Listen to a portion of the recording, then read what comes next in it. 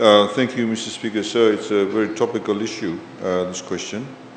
Mr. Speaker, sir, just to contextualize it, the inflation, in fact, stayed in the negative range for around 16 months in the past. That is between October 2019 and January 2021. Since August 2021, however, Mr. Speaker, sir, inflation has been on an upward trajectory, led by supply-side constraints, recovery of domestic demand, relaxation of COVID-19 restrictions, and higher freight costs. Mr. Speaker, so earlier in the pandemic, a disruption to the global supply chain due to lockdowns, as well as labor and container shortages, started to substantially raise the cost of freight and international trade.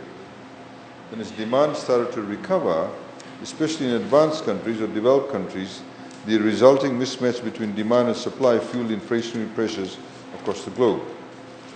Mr. Speaker, sir, higher global and trading partner inflation eventually trickles down to all of us.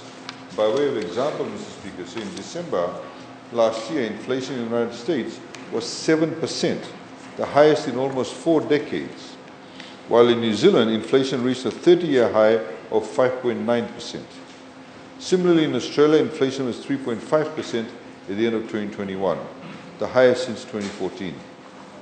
Given that these 3 countries, Mr. Speaker, sir, are our key trading partners, high inflation in those countries obviously will be eventually passed on to our domestic prices through the goods we import from those countries. Mr. Speaker, sir, Fiji, of course, has not been spared from the rise in global inflation.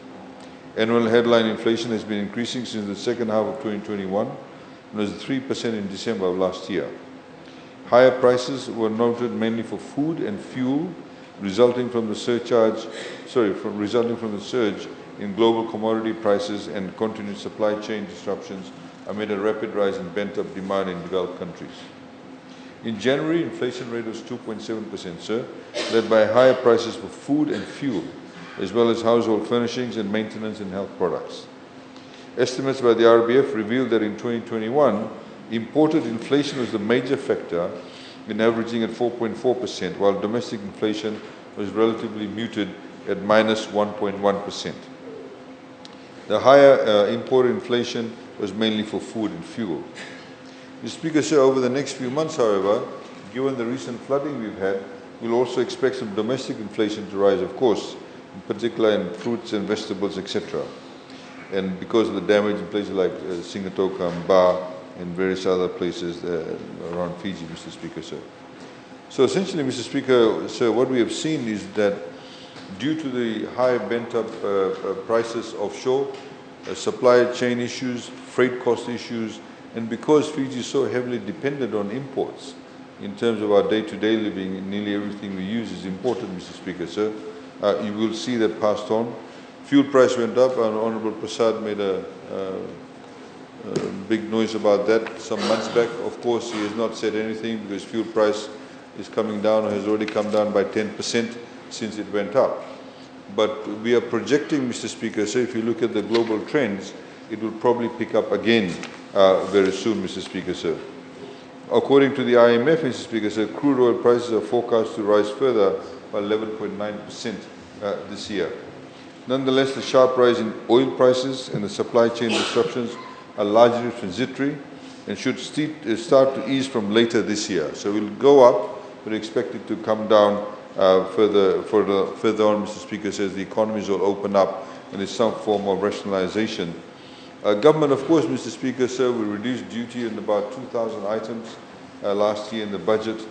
We, of course, made sure that we bring down a lot of the imported items that, for example, are used in the tourism sector and used by ordinary Fijians too, Mr. Speaker, sir. It would have been actually a disaster if our dollar was devalued.